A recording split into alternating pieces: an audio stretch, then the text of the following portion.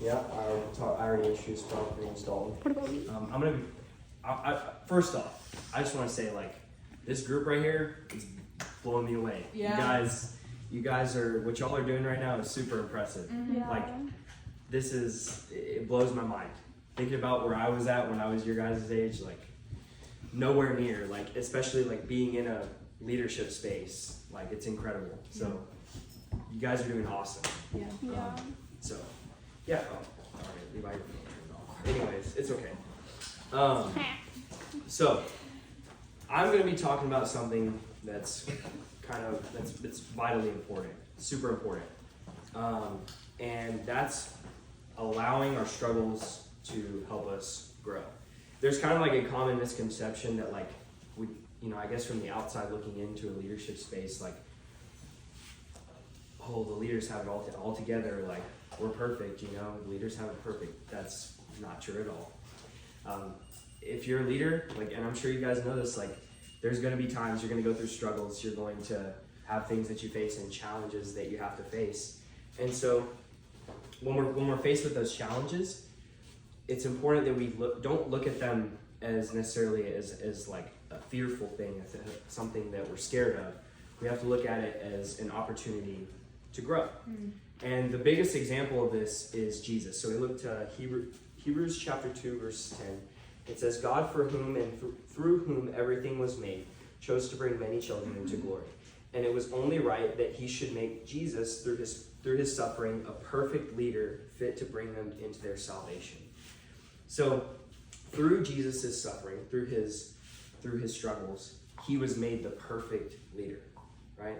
And so we're called to do the same thing, right? So what that can look like is, one good example is just a little bit further in the same chapter, where it talks about Jesus saying, since he himself has gone through the suffering and the testing, he faced the things that we face, he is able to help us when we're being tested. That's Hebrews chapter 2, verse 18. And so because he went through it, he can help us to go through it when we do it. And he's calling us to do the same thing. So when we're faced with adversity, when we're faced with a challenge, whether it be something that's intimidating, awkward, scary, because when we look at it as an opportunity to grow, we can go through it.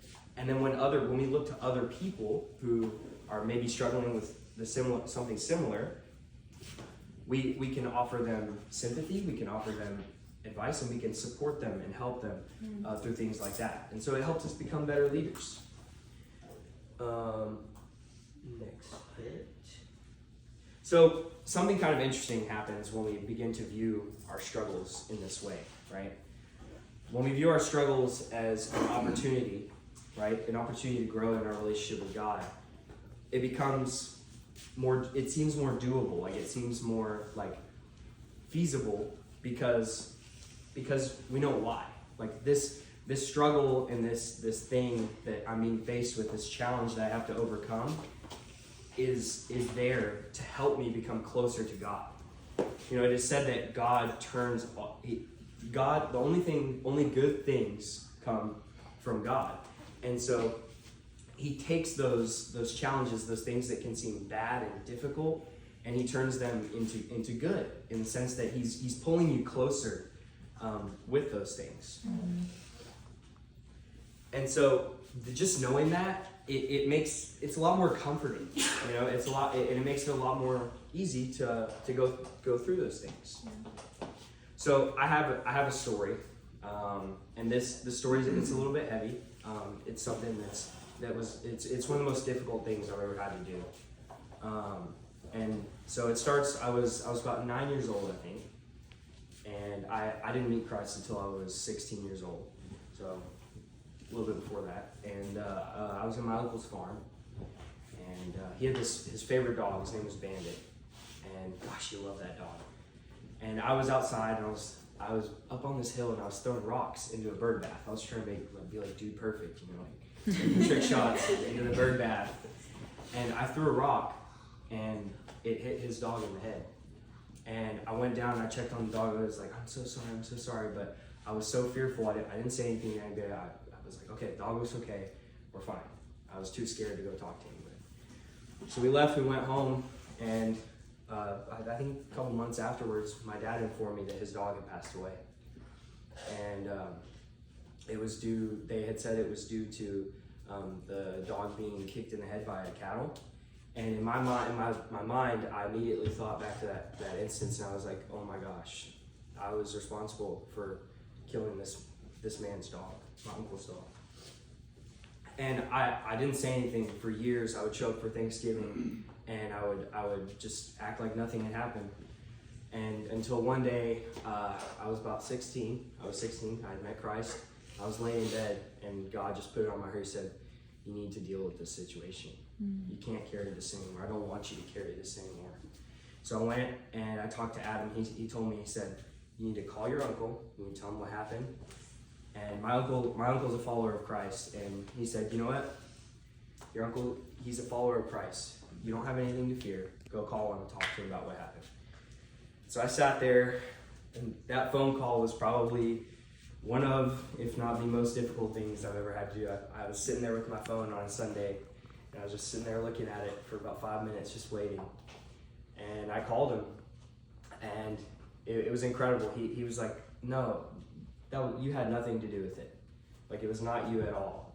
And in that moment, like, I grew exponentially because of my faithfulness and pushing through that struggle that God had presented me with. He presented me with that challenge to call and speak to him. And I took hold of it and I pushed forward.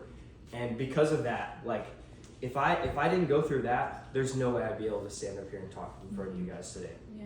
Or like at Jesus Club, I speak on a weekly basis now, and it's because of moments like that where I was faced with a challenge, and I took a step and I was like, you know what, we're gonna step into it, and it's allowed me to become a better leader and a better follower of Christ.